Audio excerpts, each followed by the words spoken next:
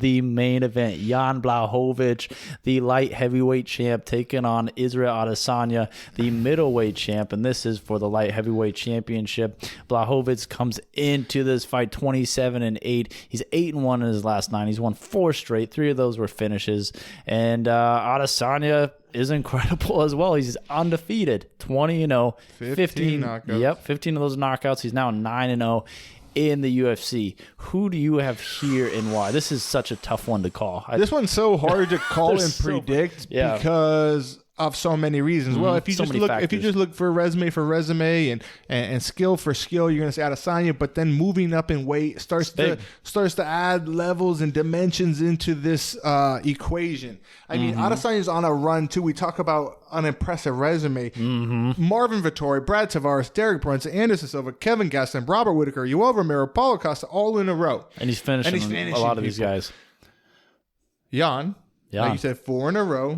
Besides that decision to Jacare, 3 beautiful knockouts in there. It seems like this legendary Polish power is a real thing. Yeah, it seems very real. He seems like he's getting better too. But then he also says he's a new champion. He's a new father. Where's his mind going to be? Where's his mind? Is his mind moving up? Is there any doubt there? If Jan starts to kick the legs, what is that going to look like? Can he even get close? Whew. I have no idea. It's just it's such a tough fight to call because when I lay in bed at night and I envision this fight, I see it both ways.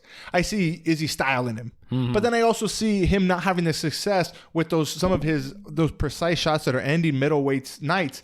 Not having the same effect on Jan, and Jan continuing to come forward, land power shots, and starting to cut down Izzy. So I see it both ways. I'm going to take Adesanya, and I'm going to take him by decision.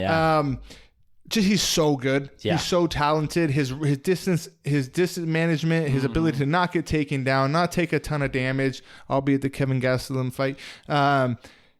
He's just really good. So it's hard for me to pick against him. I love Jan. I want him to win. I see past where he can win. And if he won, I wouldn't be shocked. Yeah. But because it is so close, and if you just look at pure talent, you got to go Izzy by decision, at least for me. Okay, but it hurts me to say. And he is a minus 200 favorite, something like that.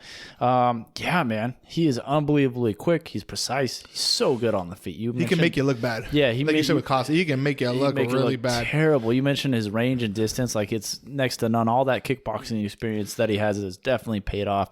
And thus far, he's been unstoppable in the UFC, I think. And he's mean, too. He's not just mean. Like this. Yeah, he even moving up to take this challenge is impressive. He's putting everything on the line, taking a massive risk. Like you said before the podcast, everything we want from fighters, Izzy is doing. He's doing. He might not be my favorite guy or MMA fighter, but he's doing everything that you want out of. He's active. He's going up in weight. He's a finisher. Yeah, he's backing it up.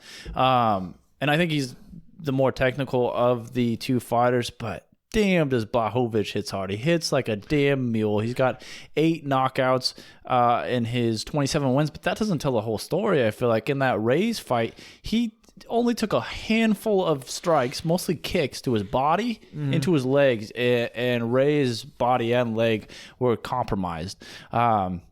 I think he does also have an underrated grappling game. I don't know that will be play a part in this fight. But he's a black belt. But he's a black belt. He's won a handful of grappling submissions in Poland. Like 9 MMA submissions. Yeah. So he does have 10 decisions, so he can get it done in a He can get it done. He's gone to the full 5 rounds, or at least close. Yeah, the Jacare I think was a 5er, right? That was a main. So he can go 5 rounds. And Adesanya will have the reach advantage in this one. Still, Jan will be the most powerful guy and the biggest, even though he has the reach advantage that Adesanya has fought, I think, looking at his opponents. Yeah, sometimes big is not just reach and height. It's thick. It's thickness. It's power. Jan's a thick, like you said, the Polish power. So, yeah, I think if it goes to a decision, I think that Adesanya is able to win the decision. I think he can outpoint him. But how does Adesanya's body hold up against those kicks, those shots? I mean, Adesanya, he's a skinny guy, and those legs are pretty skinny. So how does that hold up against those Polish kicks? I find it, man, this is hard. I know. I think that for 25 minutes, I think that's a long time for Adesanya to avoid the power. Ooh. And I could be wrong. I think it's a long time for him to avoid the power, avoid the shots. Like I said, only a handful of shots to raise, and he's compromised to his body. And Adesanya is a skinnier guy. So I'm going with Blachowicz. I'm going with the TKO. It might be my heart talking, but I'm going with TKO round 3. Perfect. We'll see. I'm excited. Yeah, that's a great card. Hopefully it stays together. Gives me goosebumps. Yep.